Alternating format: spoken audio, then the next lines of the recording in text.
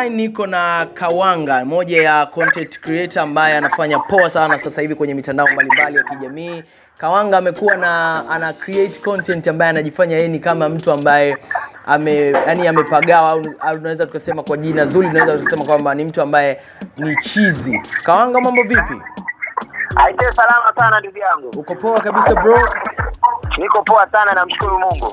Bwana, kwanza hongera na kitu ambacho umeweza kukibuni na kuja nacho na kama content creator. Bwana, nashukuru sana ndugu yangu. Idea ilitokana na nini na ukasema kwamba nikienda na idea ya kujifanya kama chizi, najua nitakwenda na mjini na mambo yatakwenda vile ambavyo mimi nataka?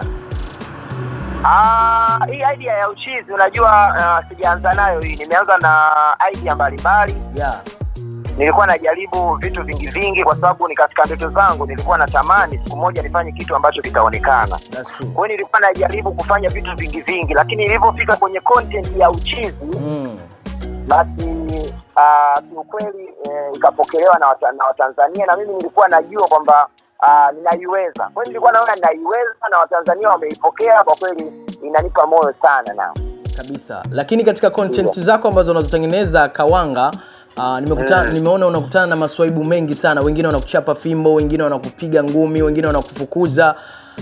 Kwa mara ya kwanza unakutana na maswaibu kama yale, nini ambacho kilikujia akilini mwako? Okay, matatizo au changamoto ambazo nakutana nazo location, kupigwa na changamoto zingine hizi, huwa mimi hazinikatishi tamaa. Na mara kadhaa huwa ninasema kwamba mimi ndoto zangu ni kubwa sana, natamani kufika mbali sana. Kwa hiyo nikikutana na changamoto kama hizi basi maumivu siyasikii kabisa nikiwa napigwa na ninakutana na changamoto, kwa sababu ndoto zangu mimi yani ndio zinafunika hizi changamoto na maumivu yote ambayo nakutana nayo location kabisa. Wewe natamani kufika mbali sana, na kwa sababu watu wameipokea hii content na wamenipokea vizuri, na nitahakikisha kwa uwezo wa Mungu nitawaletea vitu vizuri na nitawaletea vitu vyenye ubunifu wa aina mbalimbali.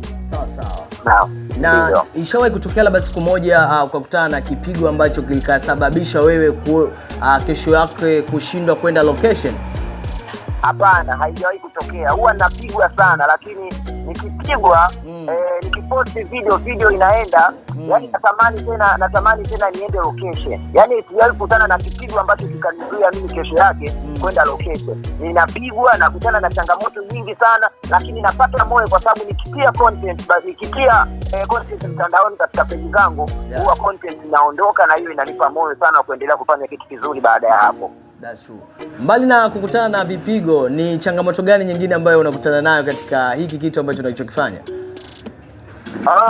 Tofauti na vipigo kwa sasa ni unajua, mimi nikienda kumfanyia mtu content au nikienda kumprank mtu, huwa mimi nalenga ni mtu gani namfuata. Yes. Sasa mtu ambaye namlenga kwa 100% anakuwa anifahamu kabisa. Lakini changamoto ninayoipata ni hao watu ambao wako pembeni. Wengi wao sasa hivi wameshaanza kunijua. Kwa hiyo wanamwambia yule mtu, bwana anafanya challenge huyo, bwana anafanya content. Kwa hiyo yani inaniumiza sana. Tofauti na mwanzo mimi nilikuwa naenda location nafanya content na hakuna mtu yote anajua.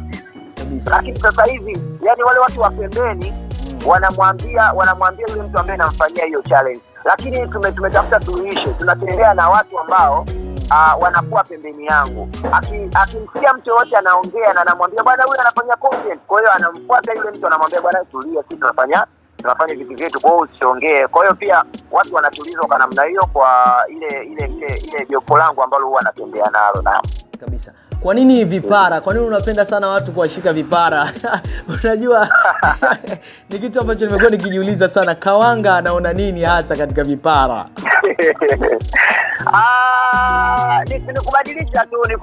Ni kubadilisha mazingira. Unajua kuna mtu mwingine tunaenda tunamvuta shati, Mtu mwingine sehemu zingine tunaenda tunapona vyakula, sehemu zingine mtu tunaenda tunamshika vipara, lakini ya vipara huwa mimi naipenda sana. Na muda mwingine huwa sifanyi content, lakini nikiona tu kipara yani natamani nikifuate kile kipara nikishike. Yani najiona kwamba niko location na shoot. Kwa hiyo vipara sasa hivi ni vitu ambavyo navipenda sana yani. Kabisa. Kuna moja uliposti juzi, niliona kuna jamaa ulikutana naye njiani ukawa unamshika kipara na akatulia kabisa, akawa ana feel yani jinsi ambavyo unapomgusa naye ametulia. Ile ilikuwaje ile? I think unajua sisi tunafanya mimi nafanya content bila kumpanga mtu yoyote. Kwa hiyo mimi natembea barabarani pamoja na kameramani wangu, yeyote atakayejitokeza na tukaona tunaweza tukamfanyia prank huwa tunaruka naye. Kabisa. Sasa hawa watu wenye vipara na watu ambao tunawashika vichwani, bahati nzuri tunakutana na watu ambao huwa hawataki matatizo. Yeah. Yani